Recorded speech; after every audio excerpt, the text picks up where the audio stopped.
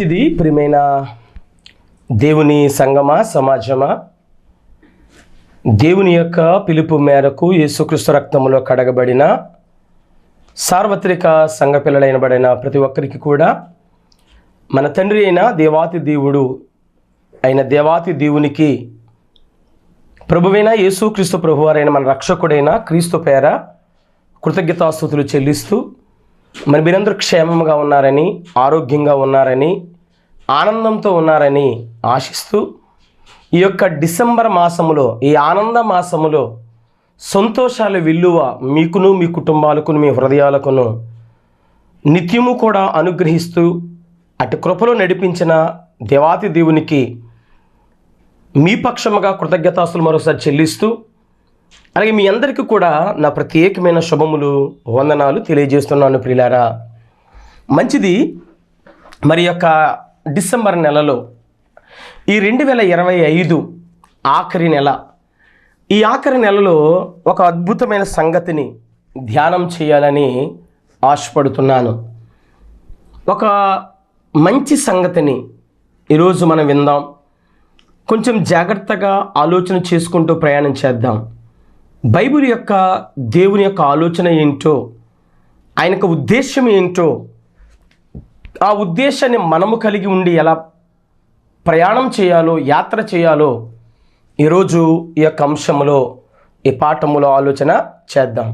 మంచిది. ప్రియులారా, క్రైస్తవ సహవాస ప్రార్థనా మందిరం ఈ యొక్క సహవాస పక్షముగా ఈ నెలలో, ఈ ముగింపు నెలలో ఒక అద్భుతమైన విషయాన్ని చెప్పాలని దేవుని యొక్క పరిశుద్ధాత్మ ప్రేరణ చేత ఈరోజు మీ ముందుకు ఇటు విధముగా రావటానికి చూపిన కృపను బట్టి దేవునికి ఎంతైనా రుణస్థుడను. రైట్. ఈరోజు మనం వినబోతున్న అంశం, ఈ యొక్క అంశాన్ని మనం ఆలోచన చేసుకుంటూ కొన్ని భాగాలుగా దీన్ని ఆలోచన చేద్దాం.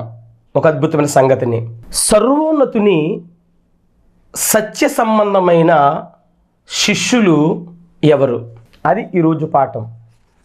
శిష్యులు ఎవరు, ఎలా, అసలు శిష్యులంటే ఏంటి, అనేకమైన ఈ విషయాలని జాగ్రత్తగా మనం ఈ యొక్క పాఠములో ఆలోచన చేయాలని నేనెంతో ఆశపడుతున్నాను. దేవుడు చూపిన కృపను బట్టి మీ మధ్య ఇటు విధముగా నిలబడి ఉన్నాను.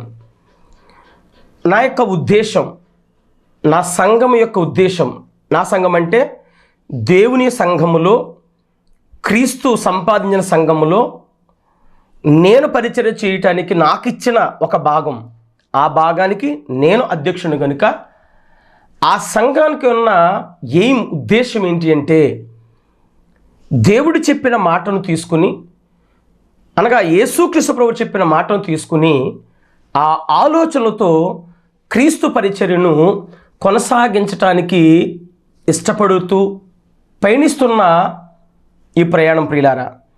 కాబట్టి జాగ్రత్తగా ఆలోచన చేద్దాం. నేను పరిచయం చేస్తున్న సంఘం యొక్క ఉద్దేశం, లక్ష్యం ఏంటి అన్న దాన్ని ఆలోచన చేస్తే, యేసుక్రీస్తు ప్రభువారు ఈ భూమి మీదకి 2000 సంవత్సరాల క్రితము బెత్లెహేము అనే గ్రామంలో, యెరూషలేము అనే రాజధానిలో, ఇజ్రాయేలు అనే దేశంలో ఆయన పుట్టడం జరిగింది. అయితే ఈ భూమి మీదకైనా రావటానికి గల కారణాలు అనేకమైనవి ఉన్నాయి. అనేకమైన కారణాలతో యేసుక్రీస్తు ప్రభువు లోకానికి వచ్చారు. ఏదో ఒక కారణం చేతనే ఆయన భూమి మీదకి రాలేదు. ప్రియమైన దేవుని సంగమా, జాగ్రత్తగా ఆలోచన చేయండి. ఈ లోకానికి ఆయన రావటానికి చాలా పనుల మీద వచ్చాడు ఆయన, యేసుక్రీస్తు ప్రభువారు. ఆ వచ్చిన పనుల్లో, ఆ పని గురించి ఆయన మాటల్లో ఏం చెప్పారో ఆ సంగతిని మన ఉద్దేశముగా, మన లక్ష్యముగా చేసుకుని మనం ఈ ఆత్మీయ ప్రయాణంలో మనం ప్రయాణం చేయవలసిన వారుగా ఉన్న మన సంగతిని అనేకులు గుర్తించకపోవటం వలన చాలామంది చతికిల పడిపోతున్న జీవితాలు, వెనకబడిపోతున్న జీవితాలు మనం చూస్తూ ఉన్నాం. అయితే వాక్యము వినటానికి వింటున్న మీలో ఈ యొక్క తప్పకుండా తప్పన ఆలోచన మీకు కలిగి ఉండాలని నేను ఈ మాటలు మీకు వివరిస్తున్నాను ప్రియులారా. దేవుని బిడ్డలారా, అయితే యేసుక్రీస్తు ఈ లోకానికి వచ్చాయన కన్య మరియ గారి యొక్క గర్భమున ధరించి ఆయన ఈ లోకమునకు వచ్చిన తర్వాత అనేకమైన స్వార్థ, అనేకమైన వాక్యం ప్రకటించి దేవుడంటే ఎవరో, దేవునికి ఆయనకున్న సంబంధం ఏంటో, పరిశుద్ధాత్మ అంటే ఎవరో, అసలు దేవుని సంఘం అంటే ఏంటో, దేవుని ఎలా బయలుపరచాలో అన్న అనేకమైన సంగతులను ఈ లోకములో ఆయన ప్రకటించటం, ఈ సమాజానికి చెప్పటం మనకి చాలా విషయాలు తెలిసిన సంగతులే. అయితే యేసుక్రీస్తు ఈ లోకానికి వచ్చిన తర్వాత, ఆయన శిలువ మరణం పొందిన తర్వాత, ఆయన సమాధి చేయబడి తిరిగి లేచిన తర్వాత ఆయన 11 మంది శిష్యులతో, అంటే ఎందుకు 11 మంది ఉన్నాను, ఆయనకి 12 మంది శిష్యులు కదా. యేసుక్రీస్తు ప్రభువారు తిరిగి లేచే సమయానికి అప్పటికొక శిష్యుడు చచ్చిపోయాడు. ఎవరతడు? ఇస్కరియోతు యోధ. అయితే యేసుక్రీస్తు ప్రభువారు తిరిగి లేచినప్పుడు ఆయన యొక్క దగ్గరలో ఉన్న శిష్యులు ఎంతమంది? 11 మంది. ఆ 11 మందితో ఆయన ఒలీవల కొండ మీదకి ఆయన వెళ్ళిపోతున్నప్పుడు ఆయన చెప్పిన మాట ఏంటి అంటే, శిష్యులకి ఒక ఆజ్ఞనిచ్చి వెళ్ళిపోయాడు ఆయన. ఏంటి ఆజ్ఞ? చూద్దాం ఒక్కసారి. మత్తయి సువార్త 28వ అధ్యాయము 19వ వచనం.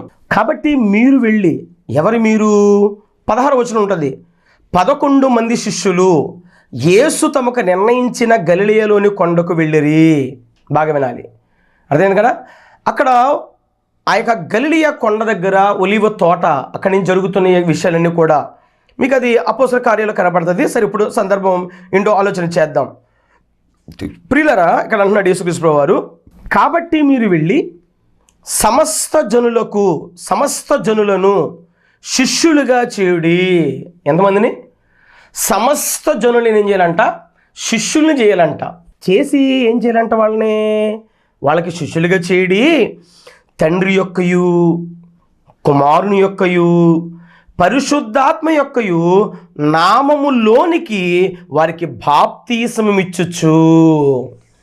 అంటే శిష్యులను చేస్తూ మరొక పని ఏం చెప్పాడంటే, తండ్రి యొక్కయు, కుమారుని యొక్కయు, పరిశుద్ధాత్మ యొక్క నామములలో కాదు, అదేనండి, నామములోనికి బాప్తిస్మం ఇవ్వండి. ఇచ్చుచు ఏమన్నాడైనా?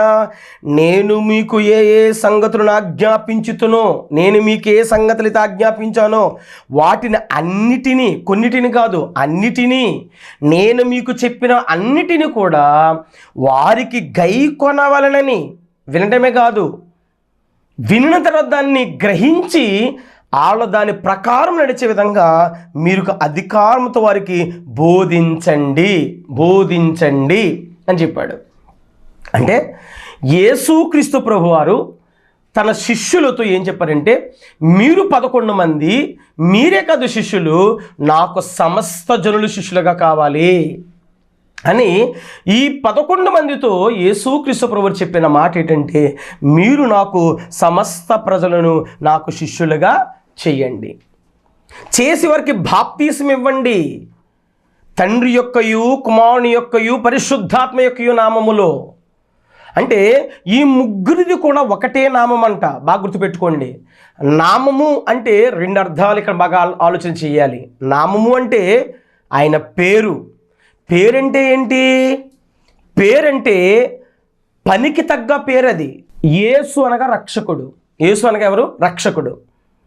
ఎందుకు ఆయనకి యేసు అని పేరు పెట్టాలంటే, అందరినీ రక్షించడానికి వచ్చాడు గనుక ఆయనకి రక్షకుడిని పేరు పెట్టండి అన్నాడు ఆయన. అంటే పనికి తగ్గ పేరు.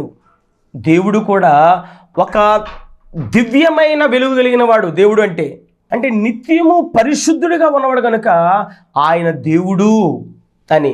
యెహోవా అంటే అర్థం ఏంటంటే, యెహోవా అంటే నిత్యము ఉన్నవాడు, ఉన్నాను అని ఎప్పుడూ ఉనికిలో చెప్పేవాడు ఆయన.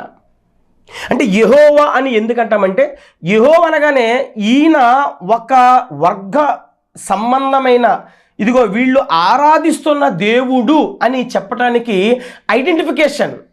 యెహోవా ఉన్నవాడు. అంటే మనం యెహోవా అనగానే ఇది తప్పకుండా క్రైస్తవులకి సంబంధించిన పేరు ఇదని ఎవరు చెప్పక్కర్లేదు, వెంటనే తెలిసిపోద్ది. ఐడెంటిఫికేషన్. అంటే యెహోవా అంటే దేవుడు, అంటే నేను నిత్యము ప్రకాశించేవాడిని, నేను ఉన్నవాడును. నేను ఎవరిని? ఉన్నవాడును. అంటే ఏంటి ఈ యొక్క నామము యొక్క అర్థం ఏంటి అంటే, నామము అనగా పేరు, పేరంటే గుణం, లక్షణాలు. ఆయన ఏ లక్షణాలైతే కలిగి ఉన్నాడో, ఏ గుణాలైతే కలిగి ఉన్నాడో, గుణమును తగ్గ పేరు అది.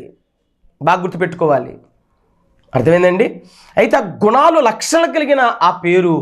రెండవది, ఆయన పేర్లు, ఆయన గుణాలే ఆయన చట్టము అనగా రాజ్యాంగం, అనగా పరలోక సంబంధమైన రాజ్యాంగం. God's penal code, heavenly penal code. అంటే దేవుని శాసనం, దేవుని చట్టం నామము. అంటే ఆ నామము ప్రకారం, అంటే తండ్రి నామము, అంటే దేవుని చట్టం ఏదో యేసుక్రీస్తు చట్టము అదే, యేసుక్రీస్తు చట్టం ఏదో పరిశుద్ధాత్మక చట్టము అదే. నామము అంటే ఆయన రాజ్యాంగం అని అర్థం. మీకు ఒక విషయం జాగ్రత్తగా విందాం. కొన్ని మీకు దీనికోసం ఎక్కువ కాదు కానీ ఒక 2 రిఫరెన్స్ ఇస్తాను. నిర్గమకాండం 34వ అధ్యాయము, నిర్గమకాండం 34వ అధ్యాయం 4-5 వచనాలు. ఏముంది ఇక్కడ? కాబట్టి అతడు మొదటి రాతి పలక వంటి 2 రాతి పలకలను చెక్కెను. ఎవరు? మోషే గారు. మొదటి రాతి పలక ఏం చేశాడు? బదలు కొట్టేశాడు. సేమ్ మళ్ళీ రెండోసారి రాతి పలక మళ్ళీ చేసుకురామన్నారు, చేసుకొచ్చినారు. జరుగుతున్న సంభాషణ ఇది. మొదటి పలకల వంటి 2 రాతి పలకలను చెక్కెను. మోషే తనకు యెహోవా ఆజ్ఞాపించినట్లు ఉదయమందు పెందలకాడే లేచి ఆ 2 రాతి పలకలను చేత పట్టుకుని సేనాయి కొండ ఎక్కగా, మేఘములో యెహోవా దిగి అక్కడ అతనితో నిలిచి యెహోవాను నామమును ప్రకటించెను. నామమును ప్రకటించెను. పలకల మీద ఏం ప్రకటించి రాశాడు ఆయన? నామం అంటే ఏంటి? 10 ఆజ్ఞలు, ధర్మశాస్త్రం. బాగా అర్థమైందండి? అంటే ఆయన నామము అనగా ఆయన ఇచ్చిన ఆజ్ఞలు, ఆజ్ఞ చట్టం, అదే ధర్మశాస్త్రం అనగా పరిశుద్ధ గ్రంథం. పరిశుద్ధ గ్రంథం అది నామం. అంటే తండ్రి నామం ఏదో, యేసుక్రీస్తు నామం ఏదో, పరిశుద్ధాత్మ నామం అదే. ఆ చట్టము కింద బాప్తిసం ఇవ్వండి, అది అర్థం అక్కడ. నామమును ప్రకటించాడంట ఆయన. నామం అంటే పేరా? పేరు యెహోవా యెహోవా యెహోవానా? ఆయన గుణాలు, ఆయన లక్షణాలు, ఆయన ఆలోచనలు, ఆయన ఉద్దేశాలు, ఆయన తలంపులు, అవన్నీ ఏంటంటే 10 ఆజ్ఞలు ఇమిడి ఉన్నాయి. అవే మోషే గారికి ప్రకటించడం జరిగింది. అదే నామం అంటే. మీకు కుమారుడు చూపిస్తాను. దినవృత్తాంతముల మొదటి గ్రంథం 16వ అధ్యాయం 8వ వచనం. యెహోవాకు కృతజ్ఞతాస్తుతులు చెల్లించండి, ఆయన నామమును ప్రకటన చేయండి. నామమును ప్రకటన చేయండి. నామం అంటే అదే గుర్తుపెట్టుకోవాలి. అదే నామం అంటే యెహోవా, నామం అంటే క్రీస్తు, నామం అంటే పరిశుద్ధాత్మ, ఇది కాదు. నామం అంటే చట్టం, దేవుని రాజ్యాంగం, దేవుని శాసనం, దేవుడు ఇచ్చిన ఆ ధర్మశాస్త్రము అనగా క్రొత్త నిబంధన. అంటే దేవుడు ధర్మానుసారం ఇచ్చిన శాస్త్రం.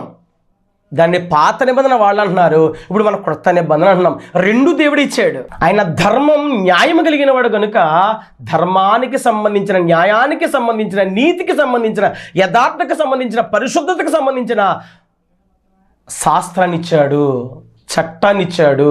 మన న్యాయ శాస్త్రం అంటాం మన రాజ్యాంగాన్ని. అలాగే ఇదేంటిది? దేవుడిచ్చిన ధర్మశాస్త్రం. ఇశ్రాయేలుకి పాత నిబంధన, క్రొత్త నిబంధన క్రైస్తవులకి. అదేనండి. అంటే క్రొత్త క్రైస్తవులు అంటే ఎవరు? క్రైస్తవులకు ఎవరు మారినా సరే, ఎవరు అటు యూదులైనా అటు ఎవరైనా సరే క్రైస్తవులుగా మారిన వారికి అంటే యావత్తు ప్రపంచం అంతటి కూడా కొత్త నిబంధన. అదే దేవుడిచ్చిన శాస్త్రము, దేవుడిచ్చిన న్యాయశాస్త్రము, రాజ్యాంగము అని అర్థం. పరలోక రాజ్యాంగం ఇది, పరలోక రాజ్యాంగం. కాబట్టి మీరు వెళ్ళి ఏం చేయాలంటే ఆయన నామమును ప్రకటన చేయండి. మరొక మాట చూద్దాం ఒకసారి. 105వ కీర్తన మొదటి వచనం.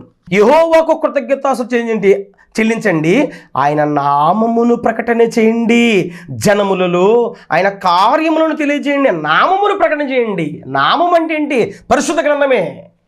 ఆయన మనస్సు ఇది, ఆయన సంకల్పం, ఆయన ఉద్దేశం, దేవుని ఉద్దేశం ఏదో యేసుక్రీస్తు ఉద్దేశం అదే, యేసుక్రీస్తు ఉద్దేశం ఏదో పరిశుద్ధ ఉద్దేశం అదే. అందుకే ఇదిగో తండ్రి యొక్కయు కుమారుని యొక్కయు పరిశుద్ధాత్మ యొక్క నామములో అన్నాడు. ఒకటే రాజ్యాంగం, ముగ్గురు కూడా చెప్పేది కూడా. అందుకు ఆ నామం ప్రకారం మీరు బాప్తిస్మము ఇవ్వండి అని చెప్పాడు. అంటే ఏమనంటే దేవుని వాక్యము చెప్పి, దేవుని వాక్యం ఈ యొక్క రాజ్యాంగాన్ని చెప్పి, దేవుని మనస్సును ప్రకటించి, వారికి బాప్తిస్మం ఇచ్చి, వారికి నా విషయాలు గైకొనలను బోధించి, వారు నాకు శిష్యులుగా చెయ్యండి. అది యేసుక్రీస్తు వారు వెళ్ళిపోతూ తన యొక్క 11 మంది శిష్యులకి చెప్పిన మాట. ఎవరు చెప్పాడు? అదే 16 చదువుకున్నాం మనం. మత్తయి సువార్త 28:16 ఏమన్నాడు? 11 మంది శిష్యులకి చెప్పాడు ఈ మాట.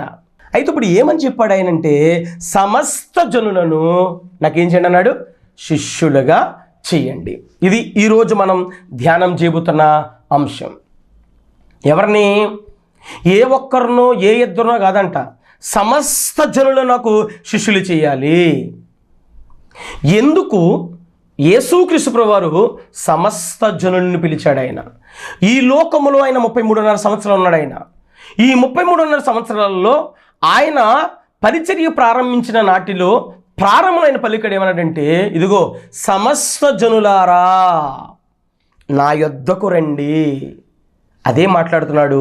మత్తయి సువార్త 11వ అధ్యాయము 28, 29, 30 వచనాల్లో. అక్కడ ఏముంటుంది? ప్రయాసపడి భారము మోసుకొనుచున్న సమస్తమైన వారలారా నా యొద్దకు రండి, నేను మీకు విశ్రాంతినిస్తాను. ఎందుకంటే నేను సాత్వికుడును దీన మనసు కలిగిన వాడు గనుక నా యొద్ద నేర్చుకుంటకు రండి, అప్పుడు మీకు విశ్రాంతినిస్తాను. నా కాడి సులువు, నా భారము తేలిక అన్నాడు. ఆ 3 వచనం ఉంటుంది ఈ మాటలో. అంటే ఇప్పుడు ఆయన ఏం చెప్తున్నాడంటే, యేసుక్రీస్తు వారు ప్రయాసపడి భారం మోస్తున్న వారలారా అన్నాడండి. అంటే యేసుక్రీస్తు వారు ఈ భూమి మీదకి వచ్చిన తర్వాత ఆయన సమస్త ప్రజల్ని ఆలోచించాడంట. సమస్త ప్రజలను ఆలోచిస్తే వాళ్ళు ఎలాగున్నారంటే ప్రయాసపడి భారాన్ని మోసుకుంటున్నారంట. ప్రయాస అంటే ఏంటంటే కష్టము, భారము అంటే బరువు, భారం అంటే బరువు, బాధ్యతలు. ప్రభు యేసుక్రీస్తు ప్రభువు ఈ లోకానికి వచ్చి చూసే సమయానికి వీళ్ళందరూ ఎలా ఉన్నారంటే, సమస్త జనులు ఎలా ఉన్నారంట? యేసుక్రీస్తు చూసే సమయానికి అందరూ కూడా ప్రయాసపడుతున్నారంట, భారం మోస్తున్నారంట. అంటే కష్టపడి బరువులు మోస్తున్నారంట, కష్టపడి బరువులు మోస్తున్నారంట. ఒక ప్రశ్న, ప్రయాసపడి సమస్త జనులు ఏ భారం మోస్తున్నారు? చాలామంది ఇలాగే చెప్పారు. ఆన్సర్ ఏంటంటే పాప భారము అన్నారు. ఇక్కడ మీకు 2 ఆన్సర్స్ రావాలి. మీకు పాప భారము అని మనం మాట్లాడుతున్నాం. చాలామంది చెప్పారు ఏంటి, కష్టపడి భారం మోస్తున్నారంటే పాపం చేస్తున్నారంట, అంతే కదా అర్థం. కష్టపడి పాపం చేస్తున్నారు మీరు అన్న పదమే దానికి అర్థం. నేను ఆలోచన చేస్తే గమనించండి, పాపము చేయటానికి కష్టపడాలా? పాపం చేయడానికి కష్టపడాలా? పాపం చేయడానికి కష్టపడక్కర్లేదండి. పరిశుద్ధంగా బ్రతకడానికి కష్టపడాలి. పాపము చేయటం కష్టమైతే ఎవడు చేయడు పాపం. పాపము చేయటం చాలా సులువండి. పాపం చేయడం చాలా సులువు, చాలా ఈజీగా చేసేవచ్చండి. కాబట్టి ప్రతి ఒక్కడు పాపం చేస్తున్నాడు. దీనికి ప్రయాసపడక్కర్లేదు, దీనికి కష్టపడక్కర్లేదు, దీని పెద్ద బరువు బాధ్యత చేయక్కర్లేదు. బాగా కదండి, ఈజీగా చేసేస్తారండి పాపం. సిగరెట్ తాగడం కష్టమండి, మందు కొట్టడం కష్టమా, దొంగ మాటలు మాట్లాడటం కష్టమా, అబద్ధాలు ఆడటం కష్టమా, చాలా సునాయాసంగా మాట్లాడతాం కదా, మోహపు చూపు చూడటం కష్టమా? ఆజ్ఞ అతిక్రమం చేయటం ఈజీ, ఆజ్ఞను పాటించడం కదా కష్టం. కాబట్టి పాపం ఎందుకు కష్టపడి చేస్తారు వీళ్ళు? నేను చెప్పడం లేదండి, బైబిల్ చెప్తుంది. హెబ్రీయులకు రాసిన పత్రిక 12వ అధ్యాయం 1-2 వచనం ఏముంటుంది? ఒక మాట చూడండి. మీ ప్రతిదాని రుజువులు చూడాలి, ఆధారం చూడాలి. ఆధారం చూస్తే మీకు బైబిల్ అర్థమవుతుంది. ఏదో ఒక ముక్క తీసుకుని ఇక దంచేస్తారు చాలామంది. పెద్ద గొప్పడని ఇప్పుడు ఫీల్ అవ్వకండి, అర్థమైందండి. బెరయా సంఘము వలె సంఘం చూడాలి, ప్రతి సంఘము కూడా అపోస్తులైన పౌలు గారు, శీలా గారు ప్రకటించిన విధంగా ప్రతి సేవకుడు ప్రకటించాలి. ప్రతి దానికి రుజువు ఉండాలి. యేసుక్రీస్తు అలాగే రుజువు పరిచాడు ఆయన. ప్రతి దానికి లేఖనానుసారంగా మాట్లాడాడు ఆయన. పాత నిబంధనలో ప్రతి ప్రవచనం ఎత్తి మాట్లాడుతున్నాడు ఆయన. భక్తులు అలాగే మాట్లాడారు, శిష్యులు అదే విధంగా బోధించారు. అపోస్తలుడు పౌలు గారు అదే బోధించారు. ఆదిమ సంఘం అలాగే బోధించింది. మనము కూడా అలాగే బోధించాలి. అర్థమైందండి? బైబిల్ తీయటం బద్ధకంగా ఫీల్ అవ్వకండి. ప్రతి ఒక్కరూ కూడా దైవజనుడు చెబుతున్న మాటలు అసలు అలా ఉన్నాయో లేవో మీరు జాగ్రత్తగా పరిశీలన చేయండి. వినే విషయంలో జాగ్రత్త, మీ మట్టుకు మీరు జాగ్రత్త. ఎవరి ఆత్మీయ స్థితి వారు నిలబెట్టుకోవాలి, కాపాడుకోవాలి. ప్రతి ఒక్కరు బైబిల్ తీయాలి. టైం లేదండి, సమయం లేదండి, టైం లేకుండా వాక్యం చెప్పడానికి ఎందుకు వచ్చావు అలాంటప్పుడు? నీకు ఇచ్చిన గంటైనా, నీకు ఇచ్చిన గంటన్నరైనా, నీకు ఇచ్చిన 2 గంటలైనా నువ్వు తప్పకుండా ప్రతి దానికి నువ్వు చెబుతున్న మాటకి లేఖనం ఎత్తి దాని భావాన్ని చెప్పాలి. అది ఎజ్రా గారు చెప్తాడే 8వ అధ్యాయంలో.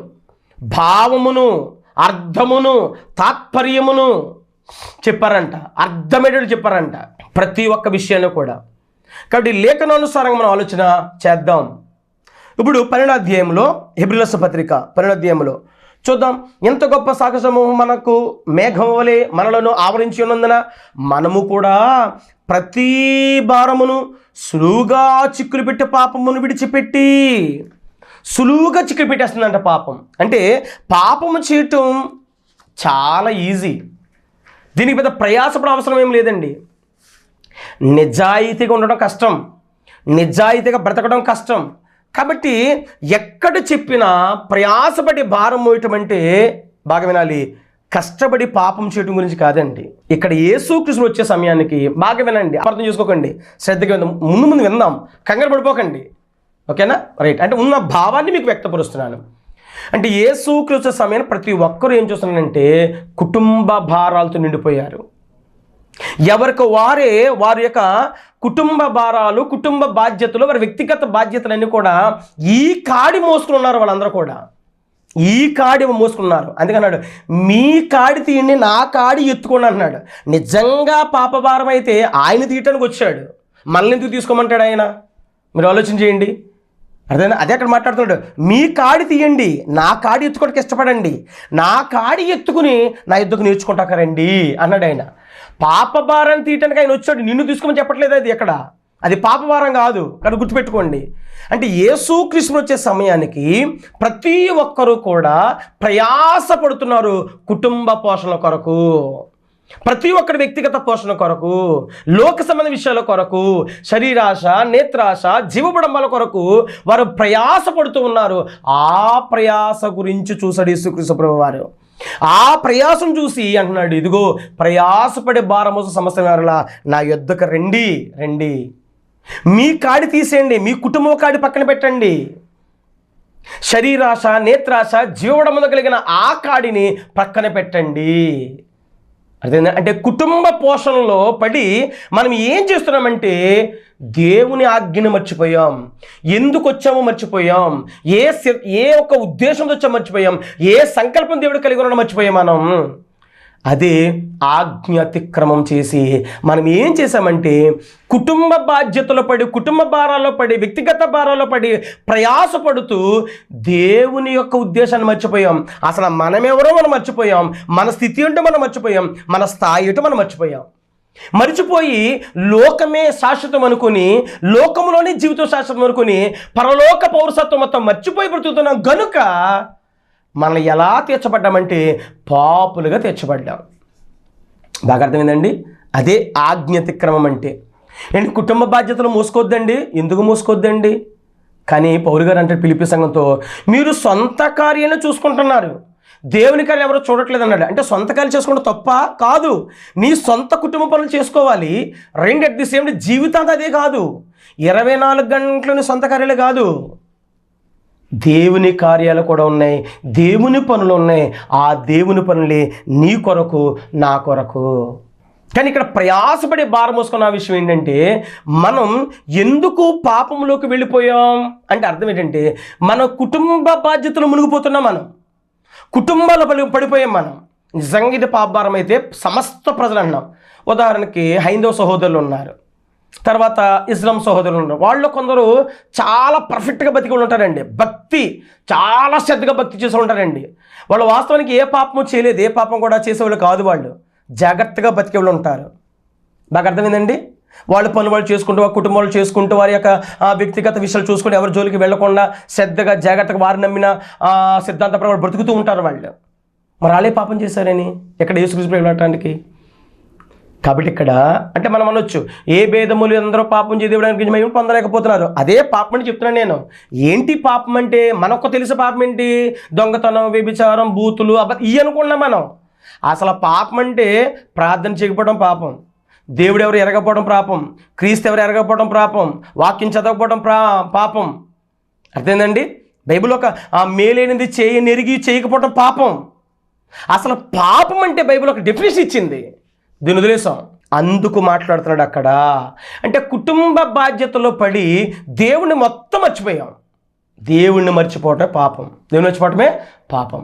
కాబట్టి ఈ యొక్క ప్రయాసపడి భారం మోసుకున్న దాని విషయంలో మనం అర్థం చేసుకునే విషయం ఏంటంటే, ఒకటి, వీళ్ళు శరీర సంబంధమైన భౌతికపరంగా బ్రతుకుతున్నారు. ఈ భౌతికపరమైన విషయాల్లో బ్రతకడం వలన వీళ్ళు ఎటువంటి పాపానికి వెళ్ళిపోతారంటే ఆత్మ సంబంధమైన పాపంలోకి వెళ్ళిపోతున్నారు. వీళ్ళకి అర్థం కాకుండానే వీరి మీద బరువు బాధ్యతలు పడిపోయాయి. ఆ బరువును తప్పకుండా మీరు ఏం చేయాలంటే తీసివేసుకునే ముందు మీ కుటుంబ భారాలను పక్కన పెట్టి నా దగ్గరకు వస్తే మీ ఆత్మ పైన ఉన్న భారం ఏదో మీరు నేర్పండి, మీరు చెప్పండి అని చెప్పి సమస్త ప్రజలు ఏమనంటే నాకు శిష్యులుగా చెయ్యండి. అందుకే సమస్త జనులు ఇదే పనిలో ఉన్నారు. ఎవరైనా సరే సమస్త జనులు కూడా ఇదే పని ఉన్నారు. కాబట్టి నా యొద్దకు రండి, నేను మీకు ఏమిస్తానంటే విశ్రాంతినిస్తాను. ఏమిస్తాను? విశ్రాంతి, నెమ్మదినిస్తాను. ఈ లోకంలో నెమ్మదినిస్తాను, 2 ఆత్మ సంబంధంలో నెమ్మదినిస్తాను. అదేనండి. అంటే ఈ లోక సంబంధ కాడి మీరు పక్కన పెట్టుకుని నా కాడి మీ భుజం మీద వేసుకుని నా బాధ్యత మీరు పాటిస్తే, అది మీ బాధ్యతని మీరు ఎరిగితే మీకు ఇహమందును పరమందును సంపూర్ణ విశ్రాంతి, నెమ్మదిని కలగజేసే గొప్ప కార్యం మీ జీవితంలో, గొప్ప ధనిక జీవితం మీకు ఇవ్వబోతున్నానని యేసుక్రీస్తు వెళ్ళి ప్రకటించమని చెప్పాడు. ప్రియమైన దేవుని పిల్లలారా, కాబట్టి ఏమి ఎత్తుకోవాలంట? పరలోక సమయ కాడి ఎత్తుకోండి అని, నేర్పించండి అని, సమస్త జనులకి చెప్పండి అని యేసుక్రీస్తు ప్రభువు వారు శిష్యులకి చెప్పటము జరిగింది. అదే కదండి. కాబట్టి ఈరోజు ఈ యొక్క ఎపిసోడ్లో మనం వింటున్న విషయం ఏంటంటే, యేసుక్రీస్తు ప్రభువు వారికి శిష్యులు చేయండి అని యేసుక్రీస్తు ప్రభువు వారు తన శిష్యులతో చెప్పారు. ఎందుకు చెప్పారు అన్న సంగతిని మనం జాగ్రత్తగా ఈ పూట ఆలోచన చేసాం. సమస్త ప్రజలు ప్రయాసపడి భారం మోస్తున్నారు. వాళ్ళ కాడులు పక్కన పెట్టి సువార్త అనే కాడి భుజం మీద వేసుకొని నా యుద్ధం నేర్చుకుంటే వారి ఆత్మకు విశ్రాంతి, వారి భౌతికపరమైన జీవితానికి విశ్రాంతి, సమస్తము కూడా వారికి సమకూడి జరుగుతుందని యేసుక్రీస్తు వారు తన శిష్యులతో చెప్పి, మీరు వెళ్ళండి, సమస్త ప్రజల శిష్యులు చేయండి, బాప్తిస్మం ఇవ్వండి, నేనే సంగతి చెప్పానో అన్నీ కూడా వారు గైకొనే విధంగా బోధించండి అని యేసు తన శిష్యులకి ఆజ్ఞాపించి పంపించటము జరిగింది. ఇది యేసుక్రీస్తు ప్రభువారు సమస్త ప్రజల గురించి మాట్లాడిన సందర్భం. ఎందుకు మాట్లాడాడో చెప్పాను. సో ఆ మాట్లాడిన తర్వాత వాళ్ళు ఏం చేశారో, ఏం జరిగిందో వచ్చే వారం ధ్యానం చేద్దాం. చిన్న ప్రార్థన చేసుకుందాం. తలలు వంచండి, కళ్ళు మూయండి. పరిశుద్ధుల కన్న తండ్రి, నీకు స్తోత్రాలు. నీ పిల్లలు శ్రేష్టమైన సంగతులు వింటున్నారు నాయన.